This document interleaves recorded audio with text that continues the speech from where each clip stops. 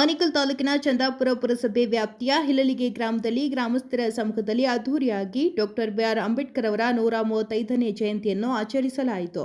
ಇನ್ನು ಇದೇ ಸಂದರ್ಭದಲ್ಲಿ ಅಂಬೇಡ್ಕರ್ ಅನುಯಾಯಿಗಳು ಮತ್ತು ಹಿಲಲಿಗೆ ಗ್ರಾಮಸ್ಥರು ಡಾಕ್ಟರ್ ಬಿ.ಆರ್. ಅಂಬೇಡ್ಕರ್ ಅವರ ಭಾವಚಿತ್ರಕ್ಕೆ ಪುಷ್ಪನಮನ ಸಲ್ಲಿಸಲಾಯಿತು. ಇನ್ನು ಡಾಕ್ಟರ್ ಬಿ.ಆರ್. ಅಂಬೇಡ್ಕರ್ ಅವರ 135ನೇ ಜಯಂತಿ ಅಂಗವಾಗಿ ಭೀಮ ಗೀತೆಗಳ ಗಾಯನ ಕಾರ್ಯಕ್ರಮವನ್ನು ಹಾಗೂ ಅನ್ನದಾಸೋಹ ಸೇರಿದಂತೆ ಹಲವು ಸಮಾಜಮುಖಿ ಕಾರ್ಯಕ್ರಮಗಳನ್ನು ಏರ್ಪಡಿಸಲಾಗಿತ್ತು.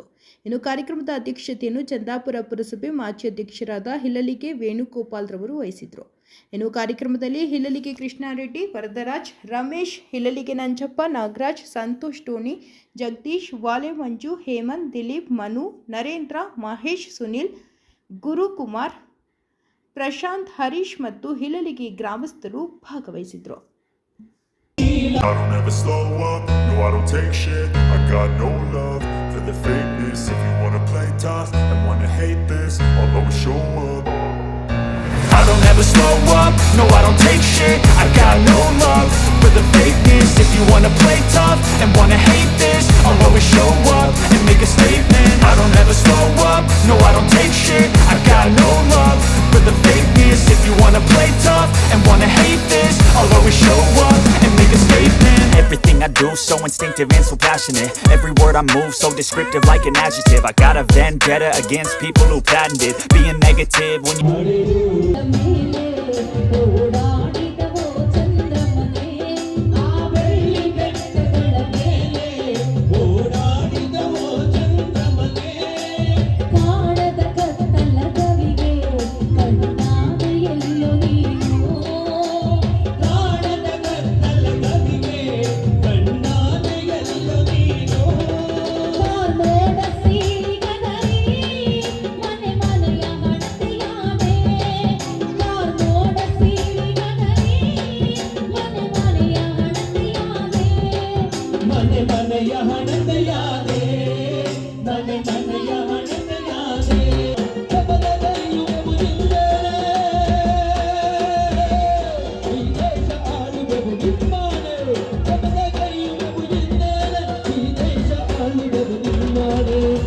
ಜನನಾಯಕ ಜೈ ಭೀಮ ಅಮರಗೊಳಿಸುವೆವು ನಿನ್ನ ನಾಮ.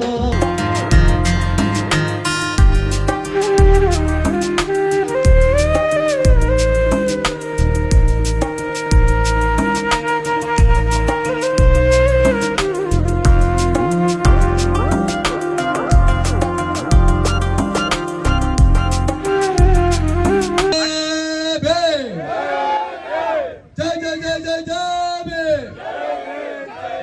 Jai Jai Jai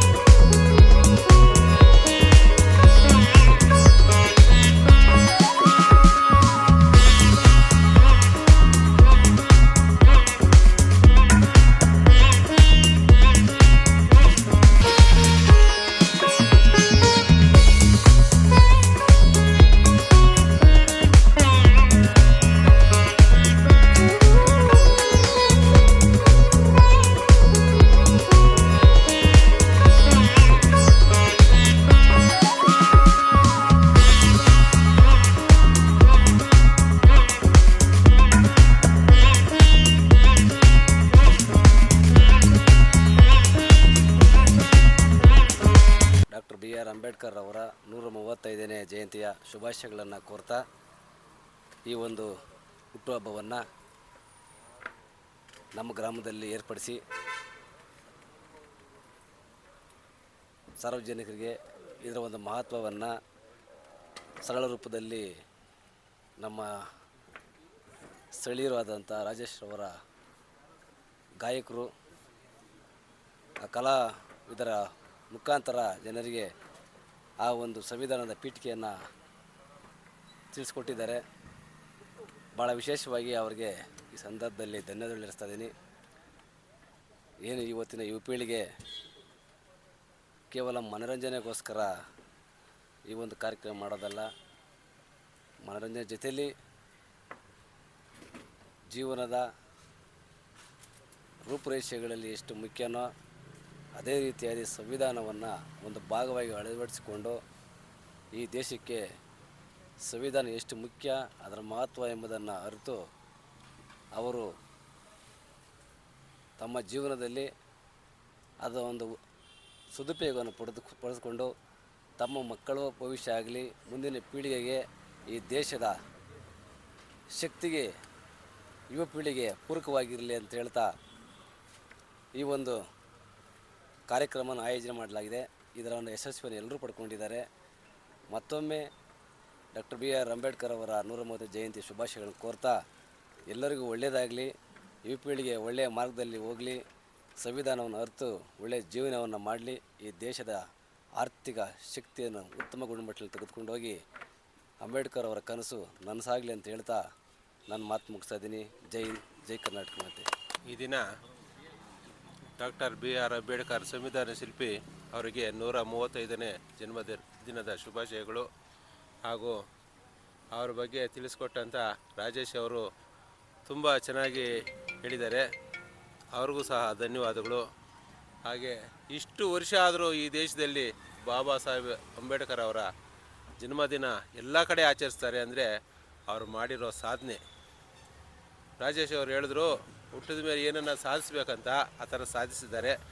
ಖಂಡಿತ ಎಷ್ಟು ವರ್ಷ ಆದರೂ ಇದೇ ಥರ ನಡೆಸಲಿ, ಎಲ್ಲ ಮರೆಯೋಕ್ಕಾಗಲ್ಲ ಅಂಥ ದಿನನ. ಅಂಥವ್ರಿಗೆ ಕೋಟಿ ಕೋಟಿ ನಮನ ಅಂತ ಹೇಳ್ತಾ ನನ್ನ ಮಾತು ಮುಗಿಸ್ತಾ ಇದ್ದೀನಿ. ಅಂಬೇಡ್ಕರ್ ಜಯಂತಿಯ 35ನೇ ವರ್ಷದ ಹುಟ್ಟುಹಬ್ಬದ ಶುಭಾಶಯಗಳು. ಬಂಧುಗಳೇ, ಈ ದಿನ ಸಂವಿಧಾನ ಶಿಲ್ಪಿ ಡಾಕ್ಟರ್ BR ಅಂಬೇಡ್ಕರ್ ಅವರ 135ನೇ ಜನ್ಮದಿನೋತ್ಸವವನ್ನು ಇಲೆಲೆ ಗ್ರಾಮದಲ್ಲಿ ಸರಳವಾಗಿ ಹಾಗೂ ರಸಮಂಜರಿ ಕಾರ್ಯಕ್ರಮದಲ್ಲಿ ಅವರ ಜೀವನ ಚರಿತ್ರೆಯನ್ನು ಬಹಳ ಸೊಗಸಾಗಿ ಮೂಡಿಸಿಕೊಟ್ಟಿರ್ತಕ್ಕಂತಹ ರಾಜೇಶ್ ತಂಡದವರೆಗೂ ಹಾಗೂ ಈ ಕಾರ್ಯಕ್ರಮವನ್ನು ರೂಪಿಸಿರತಕ್ಕಂತಹ ಎಲ್ಲ ನನ್ನ ಇಲೆಲೆ ಗ್ರಾಮದ ಬಂಧು ಬಳಗದವರೆಗೂ ಹಾಗೂ ಮಹನೀಯರಿಗೂ ಪ್ರತ್ಯಕ್ಷವಾಗಿಯೂ ಪರೋಕ್ಷವಾಗಿಯೂ ಈ ಕಾರ್ಯಕ್ರಮಕ್ಕೆ ಸಹಕಾರ ಮಾಡಿರ್ತಕ್ಕಂಥ ಎಲ್ಲ ಬಂಧು ಬಳಗದವರೆಗೂ ನಾನು ಅಭಿನಂದನೆ ಸಲ್ಲಿಸುತ್ತಾ, ಅದೇ ರೀತಿ ಬಾಬಾ ಸಾಹೇಬರ ಏನು ಒಂದು ಶಿಕ್ಷಣ, ಸಂಘಟನೆ, ಹೋರಾಟ ಅವರ 3 ಸೂತ್ರ ಇತ್ತು, ಅದನ್ನು ಇವತ್ತಿನ ಯುವ ಪೀಳಿಗೆ ಅಳವಡಿಸಿಕೊಂಡ್ರೆ ಮುಂದಿನ ದಿನಗಳಲ್ಲಿ ಅವರು ಮಾಡಿರ್ತಕ್ಕಂಥ 33 ಡಿಗ್ರಿ ಅಥವಾ 35 ಡಿಗ್ರಿಗಳನ್ನು ಸಾಧನೆಗಳನ್ನು ಇವರೂ ಸಹ ಮಾಡಬಹುದಂತ ಅವರು ಆ ದಿನಮಾನಗಳಲ್ಲಿ ತೋರಿಸ್ಕೊಟ್ಬಿಟ್ಟು ಹೋಗಿದ್ದಾರೆ. ಆ ಒಂದು ದಾರಿಯಲ್ಲಿ ನಮ್ಮ ಯುವ ಪೀಳಿಗೆ ಬೆಳಿಬೇಕಂತ ನಾನು ಈ ಸಂದರ್ಭದಲ್ಲಿ ಆಶಿಸುತ್ತಾ ನನ್ನ 2 ಮಾತು ಮುಗಿಸುತ್ತೇನೆ. ಜೈ ಹಿಂದ್, ಜೈ ಭೀಮ್. 135ನೇ ವರ್ಷದ ಹುಟ್ಟುಹಬ್ಬದ ಶುಭಾಶಯಗಳು ಅಂಬೇಡ್ಕರ್ ಅವರಿಗೆ. ಎಲ್ಲ ಕುಲಬಾಂಧವರು ಬಂದು ಈ ಕಾರ್ಯಕ್ರಮವನ್ನು ಯಶಸ್ವಿಗೊಳಿಸಿದ್ದಾರೆ. ಅಂಬೇಡ್ಕರ್ ಜಯಂತಿ ಮಾಡ್ತಾ ಇದ್ದಾರೆ. ಹಿರಿಯರು ಕಿರಿಯರು ಎಲ್ಲರೂ ಬಂದು ಭಾಗಿಯಾಗಿದ್ದಾರೆ. ಎಲ್ರಿಗೂ ಧನ್ಯವಾದ ತಿಳಿಸ್ತಾ ನನ್ನ ಮಾತುಗಳನ್ನು ಮುಗಿಸ್ತಾ ಇದ್ದೀನಿ. ಹಾಗೆ ನಮ್ಮ ಮುಸ್ಲಿಂ ಬಾಂಧವರಾದ ನಮ್ಮ ಸೋಹೆಲ್ ಭಾಯ್ ಅವರು ಬಂದಿದ್ದಾರೆ, ಅವ್ರಿಗೂ ಧನ್ಯವಾದ ತಿಳಿಸ್ತಾ ನನ್ನ ಮಾತುಗಳನ್ನು